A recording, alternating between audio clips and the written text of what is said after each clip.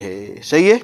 ایک روایت میں ہے کہ آپ صلی اللہ علیہ وسلم کے زمانے میں 2 عورتوں نے روزہ رکھا تو دن کے آخر میں ان کو سخت پیاس اور بھوک لگنے لگی اور اتنی حالت خراب ہوئی کہ جان نکلنے کا خوف ہو گیا۔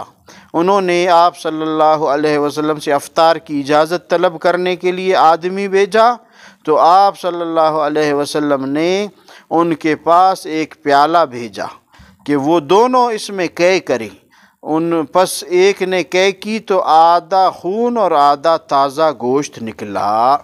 اسی طرح دوسری عورت نے قے کی حتیٰ کہ پیالہ خون اور تازہ گوشت سے بھر گیا۔ لوگوں کو تعجب ہوا۔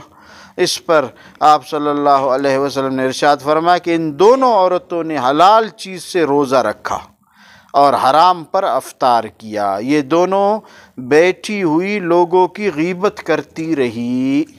یہ خون اور گوشت اسی غیبت کا مظہر ہے۔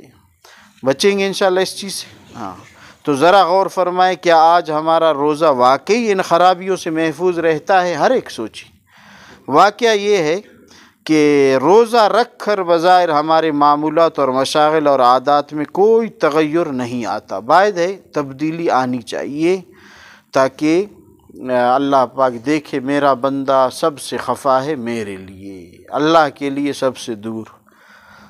سوچنے کا مقام ہے کہ کیا ہم ان کوتاہیوں کے باوجود اپنے کو رحمت خداوندی کا مستحق قرار دے سکتے ہیں۔ کاش رمضان کی برکت سے ہم پوری طرح فائدہ اٹھا سکے اور تقوی کی سعادت حاصل کر سکے۔